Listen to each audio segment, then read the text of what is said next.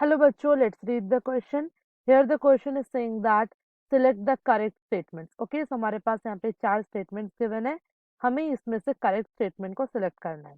Let us see the options here. First option कहता है in hydrometallurgy, zinc is used as an oxidizing agent in the purification of silver from AgCN2 minus. ठीक है, तो अगर बात करें what is the key concept we are using in this, तो यहाँ पे जो हम की कंसेप्ट यूज करने वाले हैं that will be the hydrometallurgy. ठीक है, it is hydrometallurgy. Now what we understand by hydrometallurgy, हम कह सकते हैं ये एक टेक्निक है जिससे we could extract the metals from their ores. ठीक है, तो हम इसमें से अपने मेटल्स को एक्सट्रैक्ट करेंगे फ्रॉम देयर ओर. ठीक है, this process is known as hydrometallurgy. और एक और इसमें जो खासियत है वो ये है कि during this method we will use the solvent that is water. Okay, so here water is used as a solvent, therefore known as hydrometallurgy. ठीक है, तो इस प्रोसेस में अगर हम बात करें प्यूरिफिकेशन ऑफ सिल्वर की, ठीक है, अगर एजी की प्यूरिफिकेशन की अगर बात करें तो during this process we are using zinc. हम जिंक का इस्तेमाल करते हैं एज अ रिड्यूसिंग एजेंट. ठीक है, so during the purification of silver we are using the zinc as a reducing agent, not as a oxidizing agent. ठीक है, चलिए इसको समझते हैं with the help of the equation. So if we have Ag2S, मतलब हमने silver का sulphide लिया. Now we are reacting it in the presence of NaCN. This will lead to the formation of NaAgCN2. ये complex हमारा form होगा and along with this Na2S will be formed. Okay, now again we will take this complex, that is NaAgCN2. ठीक है, इस complex को हम react कराएंगे in the presence of the reducing agent that is zinc. ठीक है, zinc से जब इसको रिएक्ट कराएंगे it will lead to formation of Na2ZnCN4. ठीक है, and along with this the Ag, that is the pure metal, will be extracted. ठीक है, अगर हम देखें the oxidation state of zinc, तो यहाँ पे जो जिंक का ऑक्सीडेशन स्टेट है दैट इज जीरो, बिकॉज वो प्योर फॉर्म में है.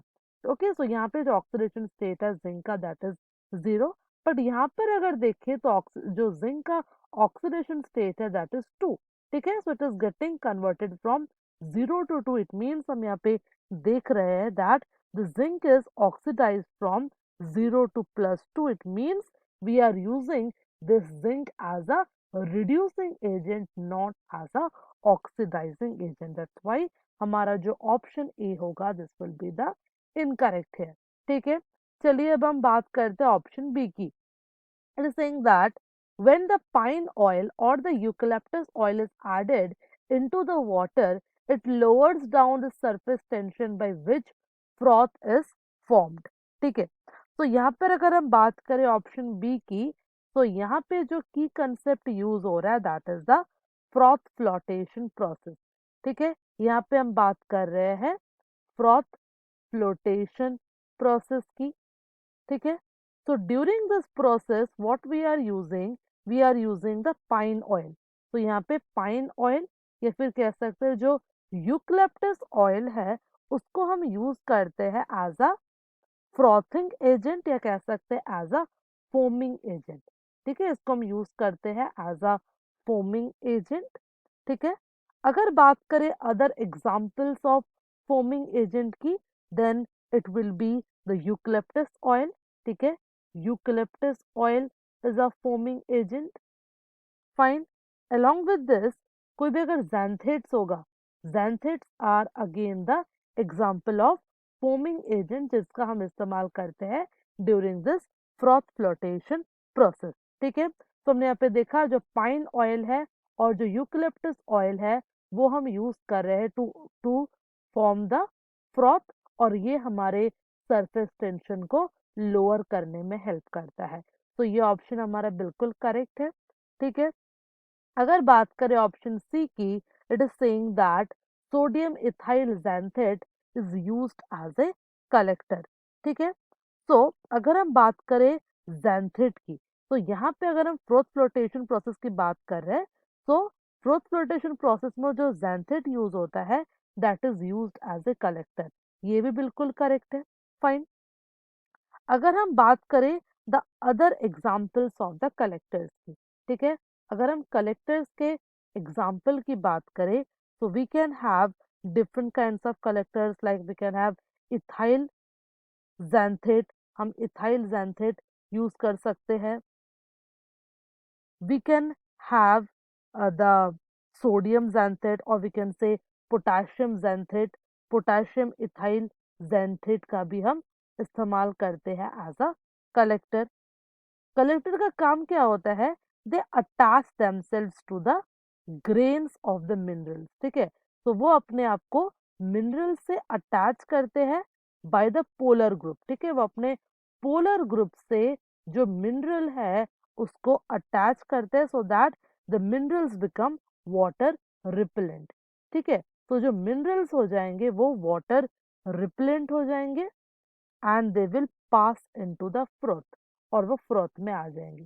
ठीक है, तो ये जो कलेक्टर है वो बहुत इंपॉर्टेंट रोल प्ले करता है in the froth flotation technique, because ये अपने आप को अटैच करते हैं विद द मिनरल, जिसकी वजह से जो मिनरल है वो वाटर रिपेलेंट हो जाता है, वो वाटर में सॉल्युबलाइज नहीं हो पाता एंड फ्रॉथ में आ जाता है। And from this we could easily collect the, और we can say we can easily separate the metals. तो ऑप्शन सी हमारा यहाँ पे करेक्ट हो गया। अगर बात करें हम लास्ट ऑप्शन की, that is option D, it is saying that the basic copper carbonate और PbSO4 lead sulfate is concentrated by froth flotation method by using an activator। ठीक है, तो फ्रॉथ फ्लोटेशन प्रोसेस क्यों यूज किया जाता है, basically it is use to concentrate the sulphide ores. ठीक है, इसको हम यूज करते हैं to concentrate the sulphide ores. तो जब भी हम बात करते हैं फ्लोथ फ्लोटेशन टेक्निक का, तो ये मेजरली यूज किया जाता है सल्फाइड ओर्स के सेपरेशन के लिए या उनके एक्सट्रैक्शन के लिए। But in case of this copper carbonate और lead sulfate we can use this froth flotation method by using an activator। ठीक है, तो इसको हम यूज कर सकते हैं एज द एक्टिवेटर। ठीक है, तो ये ऑप्शन हमारा बिल्कुल यहाँ पे करेक्ट हो जाएगा। तो हमने देख लिया कि इस क्वेश्चन में हमारे पास 3 correct answer, that is option B is a correct statement here, option C is also a correct statement and D is also a correct statement. So these three will be the correct answer for our question. I hope you understood the question well. Best of luck.